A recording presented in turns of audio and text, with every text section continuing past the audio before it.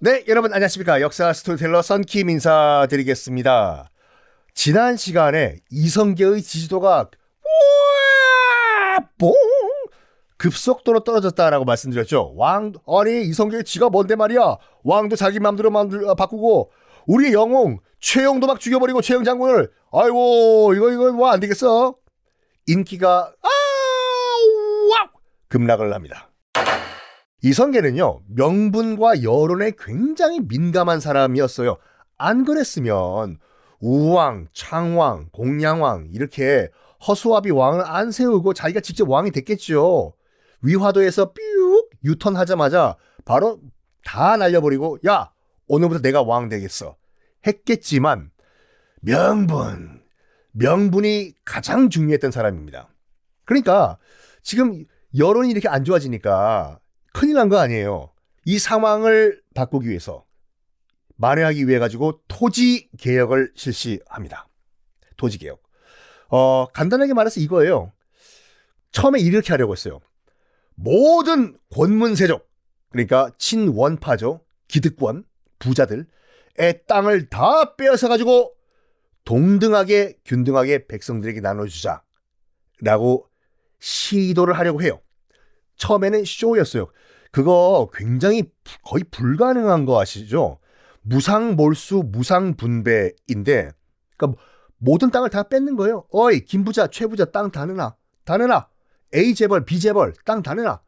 다 국가에서 뺏은 다음에 똑같이 n분의 1로 국민들에게 나눠주는 건데, 이게요, 우리나라 역사상, 우리나라 5,000년 역사상 딱 한 번 있었어요. 무상몰수, 무상분배. 언제냐면은 해방된 직후에 북한에서 유일하게 한번 시도를 했었거든요. 현실적으로 불가능해요. 그러면 이성계 측에서 왜 이렇게 시도를 했냐? 일단 세게 팍 치고 나가는 거예요. 처음에 모든 토지를 다 뺏어가지고 국가에서 몰수해서 다 우리 백성들에게 n분의 1로 나눠준다. 그러니까 기득권층에서 뭐야? 저거 진짜 레알? 현실이야? 너무하는 거 아니야? 이렇게 막 반발을 좀 할 거 아니에요. 땅 가만히 그냥 눈 뜨고 뺏기겠어요? 너무하는 거 아니야 이거? 아무리 이성계고 그렇지 이거 너무하는 거 아니야? 그때 살짝 이성계 측이 이제 한 발 물러나는 척하면서 그래? 에휴 내가 그냥 다 갈아엎으려고 했는데 불쌍해서 내가 한번 봐준다. 그래서 살짝 한 발짝 물러서는 척하면서 어떤 식으로 토지 개혁을 하냐면 과전법을 실시를 해요. 이게 문제라니까요. 우리나라 국사 역사 교육이 그냥 학교에서 이성계 세력이 시도했던 토지 개혁은 뭘까요? 1번 과전법, 2번 정전법, 4번 국토개발법. 그래서 과전법이 정답인데 그냥 무조건 외워라잖아요. 굉장히 불친절한 역사 교육이었어요. 지금까지는 솔직히 말해가지고 저도 이게 불만이었거든요. 과전법 외워라. 시험 나오니까 외워요. 근데 과전법이 뭐냐? 과가 무슨 과자고 전이 무슨 전자냐? 아무도 설명을 안 해줘요. 뭐 나중에 또 말씀드리겠지만 이순신 장군이 전라 좌수사로 임명돼서 내려가거든요. 임진왜란 직전에 무조건 외우라 해요. 뭐라고? 답은 전라 좌수사. 전라 좌수사가 무슨 뜻인지 아무도 설명을 안 하죠. 그래가지고 제가 여러분께 지금부터는 다 설명드릴게요. 과전법이란 건 뭐냐면 전, 밭전자예요. 과, 세금 같은 걸 부과하다 할 때 그 과자예요. 말 그대로 땅에 부과하는 세금이 과전법인데 이것도 과전법이 그래서 어떻게 토지 개혁이냐? 아무도 설명을 안 해주세요. 간단하게 설명을 해드리겠습니다. 자, 당시에는요, 어떤 그 세금 시스템이었냐면 수조권이라는 게 있었어요. 이것도 수조권이 뭐냐면 그 징수하다 할 때 수고, 조는 세금 조자예요. 세금을 거둘 수 있는 권한인데 수조권. 이게 왜 거기 등장하냐면 지방 관리들 당시에 이제 월급을 당연히 받겠죠. 공무원들. 공무원들이 월급을 돈으로 받았을까요? 물론 그때 돈도 있었어요. 하지만 그 당시에 실질적인 그 돈은 쌀이었거든요. 쌀. 그러면 세금도 모르는 낸다? 쌀. 자, 봐봐요. 그러면 땅에서 나는 쌀 다 걷어가지고 그 지방 관리가 이제 세금을 내겠죠. 개경에 갖다 줘가지고. 그러면 개경에 있는 고려 왕조는 또 이 지방 관리들 공무원한테 쌀로 월급을 주겠죠. 그런데 뭐 경기도라고 칩시다. 경기도 평택이라고 쳐요. 평택에 있는 그 관리가 싹 쌀을 모아가지고 개경에 실어줬어. 그런 다음에 어이 그 평택에 있는 그 지방관리 공무원 월급 받으러 다시 개경에 와. 뭔가 불합리한 시스템이잖아요. 만약 그렇다면은 아니 내가 그 고생해서 쌀을 짊어지고 평택에서 개경까지 갔는데 세금 내러 또 월급 받으러 그 똑같은 쌀을 받으러 개경까지 가? 당연히 안 그랬어요. 당연히. 요즘처럼 무슨 뭐 띵동 입금됐습니다. 정부로부터 이게 아니잖아요. 그래서 그 당시에는 어떤 시스템이었냐면은 그 지방 관리들 보고 그 개경 이 조정에서 어이 지방 관리들 거기서 이제 쌀 걷어가지고 세금 낼 것만 이쪽 개경에 보내고 나머지 너희들 월급은 거기서 거둔 쌀 중에서 일부만 너희들이 거기서 가져가. 이런 시스템이었어요. 그게 수조권이었거든요. 굳이 평택에서 개경까지 올 필요 없어. 그 평택에서 그 관리 너 이름 뭐야? 너 안녕하십니까? 원님 썬킴이라고 합니다. 썬킴. 평택에서 너희들 쌀 거두잖아. 일부만 그냥 거기서 평택에서 거둔 쌀 네 월급으로 가져가. 이게 수조권이에요. 자, 근데 고려 말에는 어떤 문제가 있었냐면은 수조권을 할 수 있는 증명서를 이 개경 조정에서 나눠줬어요. 증서가 있어야 보여줄 거 아니에요. 백성한테. 봐봐. 왕이 이렇게 써줬잖아. 이거 수조권. 네 밭에서 나는 거 내 월급으로 가져가라고 왕이 사인했잖아. 라고 해서 증서를 나눠줬는데 이거를 가짜로 막 만들기 시작한 거야. 권문세족들이요. 그래서 원래는 뭐 예를 들어가지고 한 농민한테 한 관리가 가서 거두어야 되는데 너도 나도 가짜 이 증명서를 들고 와가지고 봐봐 나도 왕한테서 받았다고 너 돈 내놔. 어이구 최 부자도 그거 받았어? 김 부자인 나도 갖고 있어. 야 너 농민 돈 내놔. 나 수족 여기 증명서 있잖아. 물론 싹 다 가짜예요. 원칙적으로는 수조권을 거둘 수 있는 건 농민 한 명당 예를 들어가지고 관리 한 명인데 관리가 10명이 등장한 거야. 그러면 그 농민들은 어떻게 될까? 못 내죠 당연히요. 가짜인지 다 알아요. 한 개만 진짜고 나머지는 다 가짜인 거 아는데 농민들도 그렇다고 해서 아유 저기 나리 그거 다 하나만 진짜고 나머지는 다 그 가짜인 거 알고 있어요. 나 못 줘요. 그러면 어떻게 될까요? 두드려 맞겠죠. 네가 어디 농민 주제야? 이걸 매우 쳐라 이놈. 아이고 때리지 마십시오. 아이고 나 농민 죽네. 이러다가 결국에 이 농민들이 결국 어떻게 되냐면은 아니 가짜인 줄 알지만 일단 울며 겨자 먹기로 갖다 바쳐야 되니까 쌀을. 근데 쌀이 없잖아요. 그러면 어쩔 수 없이 눈물을 흘리면서 그 부잣집 댁에 들어가가지고 노비가 돼버려요. 제가 쌀을 낼 능력이 없으니까 제가 차라리 제 몸뚱아리를 바치겠습니다요. 저 노비로 써주십시오. 그러면 그 부자 입장에서 봤을 땐 땡큐예요. 노비도 재산이었거든요. 그래? 네가 내 노비가 된다고? 네, 저희 와이프랑 우리 아들도 받아주십시오. 아이고 한 큐의 재산이 3명이 늘었네. 이 맛에 부자하는 거지. 이 맛에 친원파하는 거지. 나중에 친일파지. 요런 시스템이었거든요. 요거를 개혁을 하겠다 이거예요. 이성계 측은. 철저하게 수조권은 농민 한 명당 한 장이다. 나머지 9개 가짜 다 잡아들여. 이렇게 된 거예요.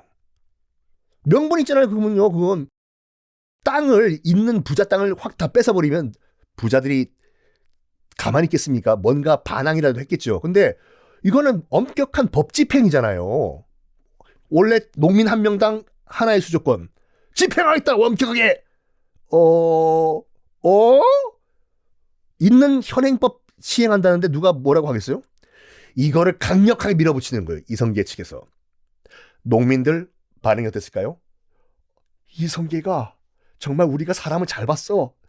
이성계 때문에 우리가 정말 우리 농민들이 살겠네. 아유 이성계 내가 아유 최영 장군 죽였다고 욕한 거 미안해. 이성계 우유빛깔 이성계 이렇게 된 겁니다. 근데요 그냥 그 허수아비 왕으로 이성계가 앉혀놓은 공양왕 이게 허수아비가 아니었어요. 만만치 않은 사람이라는 것을 이성계가 곧 깨닫게 되는데 원래 그 공양왕을 앉혔을 때는 이성계가 이렇게 생각했거든요. 아 저기 대충 마무리하고 뭐 하는 명분 하나 잡아가지고 저 허수아비 왕 끌어내린 다음에 우리가 새로운 왕조 하나 만들자 이랬는데 한 번은 상소가 들어가요. 공양왕한테 허수아비 왕한테 어떤 상소냐면 지금 유배가 있는 우왕과 그 아들 창왕을 죽여버리자라는 상소가 올라오거든요. 공양왕이 물어봐요. 저기 이시중 국무총리 이성계 이거 뭐 우왕과 창왕을 죽이자는 상소가 올라오는데 이거 어떻게 생각하시오? 이시중? 여튼 이성계도 지금 가뜩이나 이 떨어져 있던 인기를 민심을 가뜩이나 만회를 해 놓은 상태인데 바로 또 죽여버리면은 또 민심이 떨어질 거 아니에요. 그래가지고 이성계가 공양왕한테 이런 말을 했어요. 전하, 뭐 우왕과 창왕의 죄는 크지만 죽여버리는 것까지는 좀 너무 심한 것 같습니다. 이성계가 그렇게 말을 하면은 공양왕이 들을 줄 알았어요. 근데 공양왕은 뭐라고 얘기했냐면 아니다. 우왕과 창왕은 역적이다. 빨리 죽여버려라. 라고 어명을 내려버린 거예요. 명분을 읽었어요. 우왕과 창왕은 나와 같이 왕씨가 아니라 신돈의 피를 받은 신씨다. 죽여라. 어차피 공양왕 자기도 폐가 입진 명분으로 왕이 됐잖아요. 폐가 가짜를 없애버리고 입진 진짜를 앉혀놓는다. 그러니까 가짜인 신씨를 다 날려버리고 진짜인 왕씨를 앉혀놓는다. 라는 명분으로 자기가 왕이 됐잖아요. 공양왕이. 그러니까 자기 입장에서 봤을 때는 죽여 없애는 게 나아요. 신씨니까 앞에 있는 우왕창왕은 우왕창왕은 역적이다. 죽여라. 왕이 죽이라고 했는데 아무리 허수아비 왕이라고 해도 어명인데 죽여요. 뭐 여러분 지금 이 방송 듣고 계시는 시점에 뭐 KBS의 그 이방원 드라마를 보시고 계실지는 모르겠지만 거기 보면 그 우왕과 창왕 목을 치는 장면이 드라마에 나오잖아요. 아유 우왕은 모르겠지만 창왕은 정말 불쌍해요. 죽을 때 10살이었거든요. 10살짜리가 뭘 알아요. 그래서 그 이방원 드라마를 보니까 어떤 장면이 연출이 되냐면은 유모가 있거든요. 유모가 있었어요. 목을 치러 왔어요. 사람들은 벌써. 전하, 눈을 꼭 감으십시오. 절대 눈을 뜨시면 안 됩니다. 전하, 무슨 일이 있어도 절대 눈을 뜨시면 안 됩니다. 무섭소 유모. 무섭단 말이요. 10살짜리가 뭘 알아요, 여러분들. 네?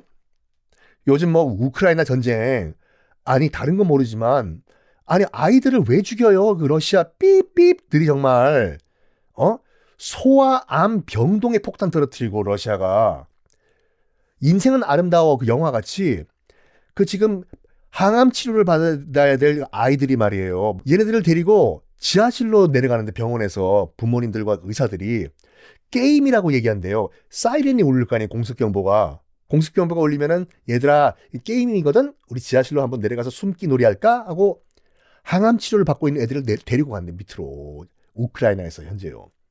그리고 이건 아직 뭐 러시아 당국이 공식적으로 인정을 한 건 아니지만 나비 지뢰라는 것이 발견됐어요. 우크라이나에서.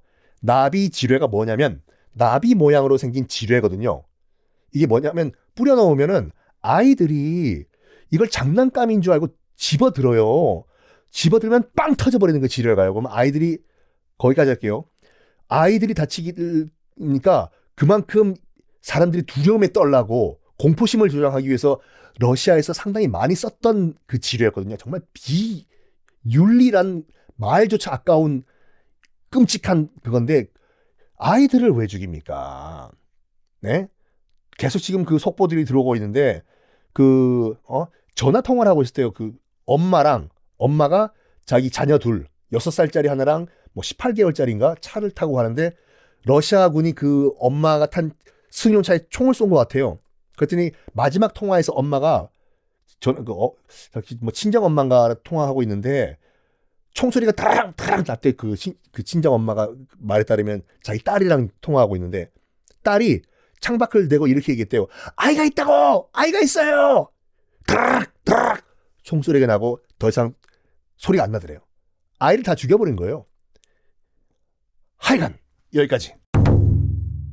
아이를 죽여버렸어요. 민심은 당연히 어떨까? 난리가 나는 거죠. 공양왕은 아마 이런 계산을 했을 수도 있어요. 물론 어명을 자기가 내렸지만 우왕과 10살짜리 창왕을 죽여버려라. 고려 민심은 야 이거 다 이성계가 시킨 거야. 이성계가 알고 보니까 또 나쁜 놈이었네. 이거 토지개혁이고 뭐고 다 끝난 거야. 이런 계산을 공양왕이 했을 수도 있어요. 사람들은 말이야 내가 공양왕이 시킨 게 아니라 이성계가 시켰다고 했을 거야. 결론적으로 말씀드리면 여론이 또 나빠져요.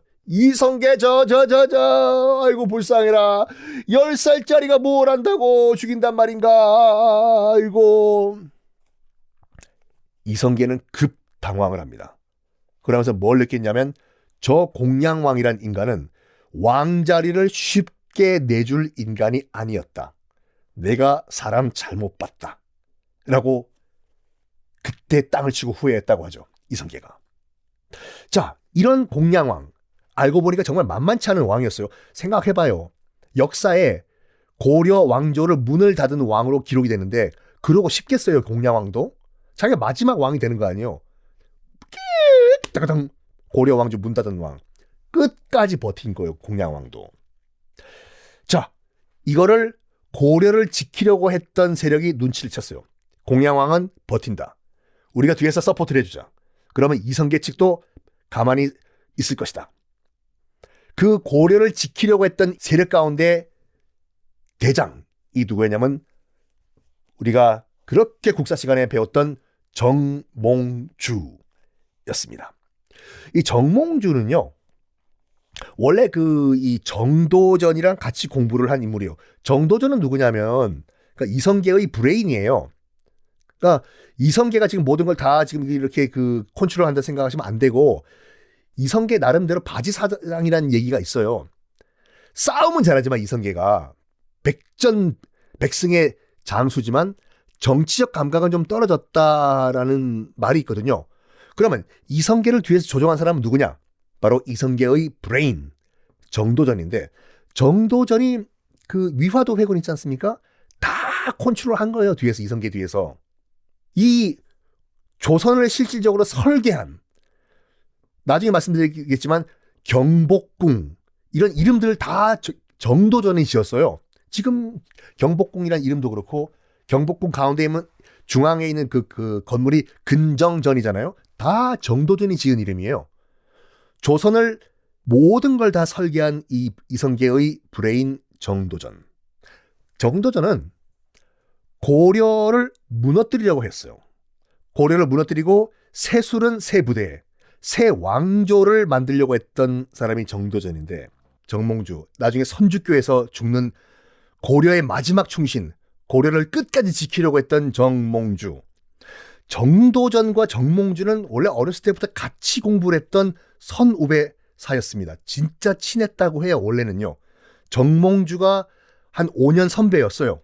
정도전이 5년 후배고. 그 정몽주는 원래부터 약간 이성계를 싫어했냐? 아니에요. 원래는 한 패였어요. 심지어는 이성계의 부하 장수 출신이에요. 정몽주가. 나름 개혁파였어요. 고려가 다 썩어 빠졌다는 건 다 인정. 오케이. 정몽주도 인정. 근데 정몽주는 이 생각이었거든요. 굳이 멀쩡한 고려 왕조를 왜 뒤집어 엎고 새 왕조를 만들려고 하시오? 에? 이성계 시중. 고려 내에서 개혁을 하면 되지 않소? 너무 급진적인 생각이오. 이성계 시중. 멀쩡한 고려를 왜 없애려고 하시오? 이렇게 주장을 한 반면 자기의 절친한 후배 정도전 플러스 이성계 등은 뭐라고 얘기했냐면 무슨 생각이십니까 선배?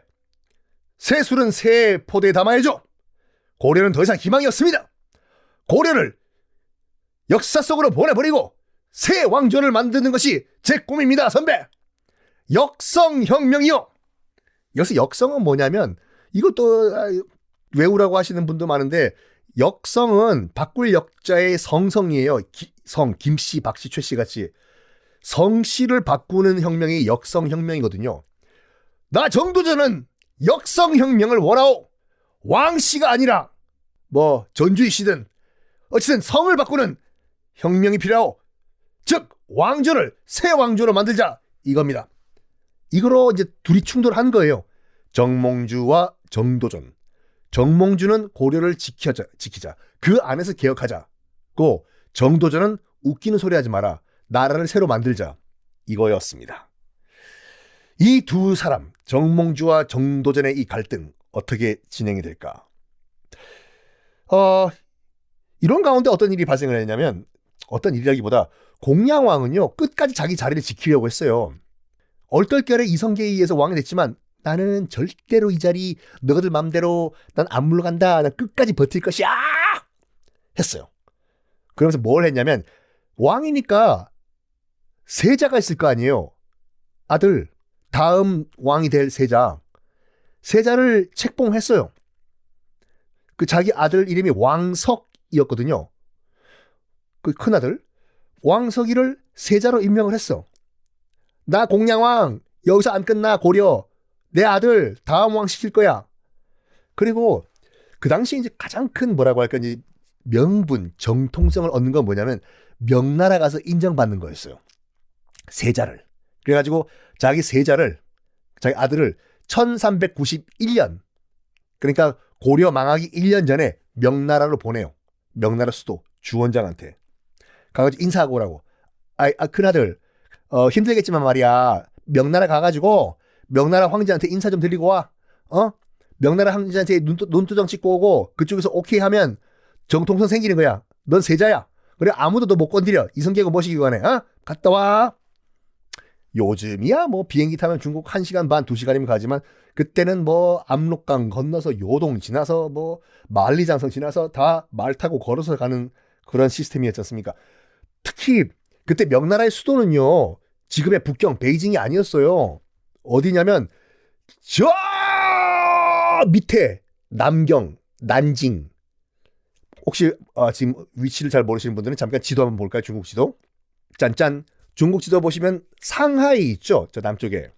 상하이 왼쪽 내륙 쪽으로 좀 들어가면은 남경 보이시죠? 난징 지금도 있죠?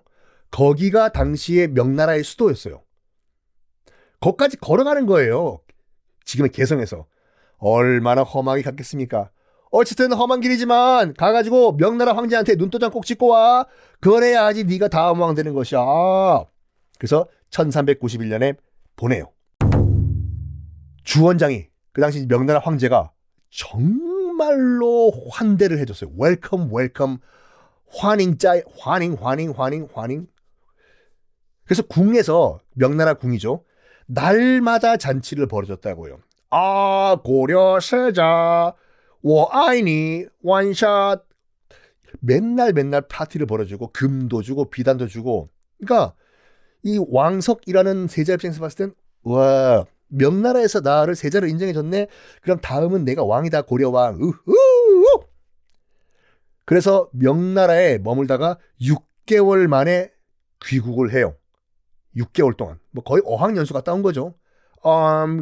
고려말 잊었어요. 我爱你 1, 2, 3, 4, 5, 6, 7, 8밖에 안 돼. 어머머. 6개월 만에 이제 세자가 돌아오는데 공양왕이 뭐 시키냐면 이성계한테가 이게 얘기를 해요. 이복의 이성계 시중. 네, 전하.